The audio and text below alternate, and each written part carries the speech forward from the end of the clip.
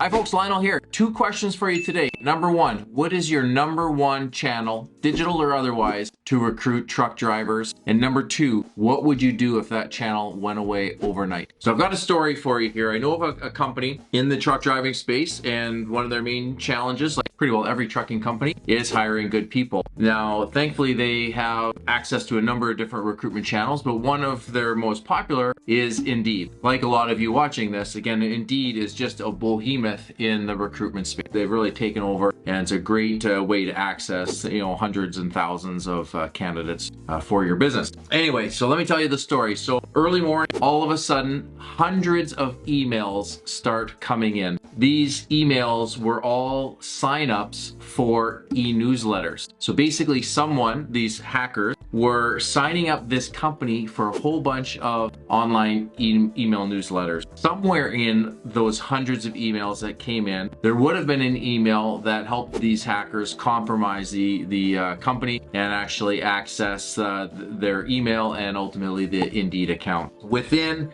probably an hour or two, and these emails were still coming in, all of a sudden, there's no access to Indeed. Very shortly after, this company starts getting messages in Facebook Messenger, people asking if this work from home opportunity is legitimate or not. Of course, you can imagine this trucking company is pretty surprised to know about these work from home opportunities all over the place in Canada and the US. Obviously, they didn't place them. So, they were surprised and like, what are you talking about? And then they were able to find out, even though they couldn't get into Indeed, they were able to find the job postings online through Indeed. Short story there was about a $2,000 ad spend within a couple hours. And basically these hackers were reaching out to people and actually asking them to apply.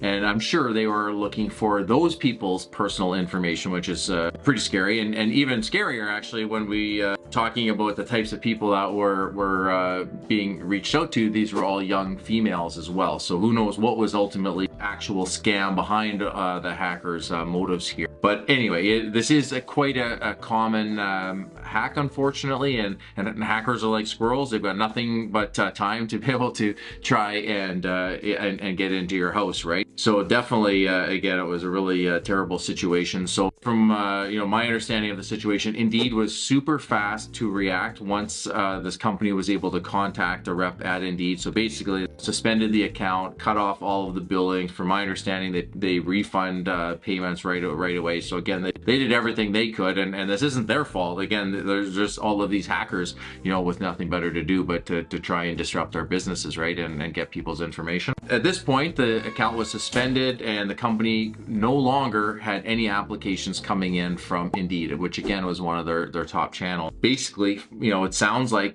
in order to get this account back and have access and security in place, it's already been over a month to resolve it, and it could be upwards of 2 months, until everything is all sorted out. So imagine if you're one of those companies. Again, thankfully this company isn't in this boat, but imagine if you're one of those companies that don't really understand what channels are working, and you just spend tens of thousands or hundreds of thousands of dollars in Indeed because that's the only thing you're able to get some traction on, and all of a sudden like that, someone hacks it and you're on the outside looking in. So that definitely is not a great situation to be in. So I just wanted to be able to share that story just to be able to give you some context of things that actually do happen. And since I've heard of this situation, I've actually come across many other cases of it as well. And basically the story is exactly the same. I just want to share a couple of thoughts and lessons, to help avoid these situations in the future here. So my first thought as we're getting into this is, I'm talking about Indeed right now, but again, this isn't Indeed's fault necessarily. There's all types of reasons that these things could happen. Actually, Indeed, you could do something wrong. Like I know of a company that they had their whole HR team,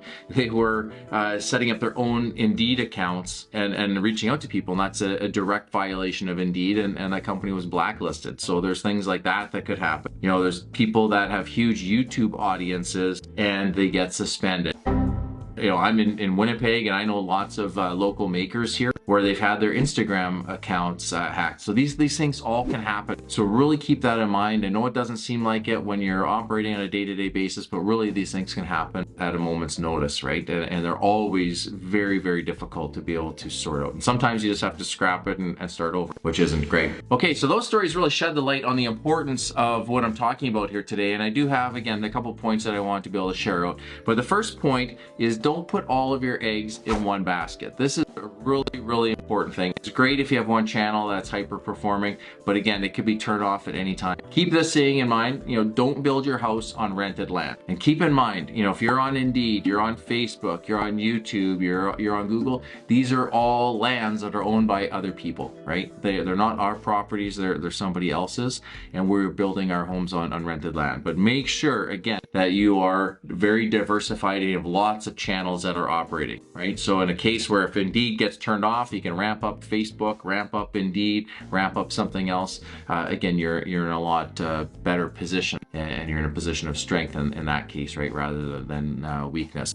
Don't share passwords. Make sure you have a modern password keeper, and you don't want your staff emailing, Instagram passwords, Indeed passwords back and forth, those sorts of things. Make sure that two-factor authorization is on your account as well. I do realize, like we manage a whole bunch of different accounts. It is a pain when every time we're going to a different client's account that we have to go through the two-factor. But if that's the pain that we have to pay to not have to deal with something for 2 weeks, like in this company's situation I'm telling you about, that is a small price to pay, and I gladly would pay it every day to be able to keep that account secure. Maybe just a final point is, teach your staff to be on the lookout for scams and hackers. If something comes in, like 200 emails come in within a half an hour, totally strange emails where you're being signed up for all these newsletters, make sure people are on alert right away to be able to notify, the leaders in the business and the IT or systems team, and that they're not clicking on all of these different links or trying to unsubscribe because they didn't, right? Again, these hackers are incredibly crafty. This company that had this situation that happened to them, they were by no means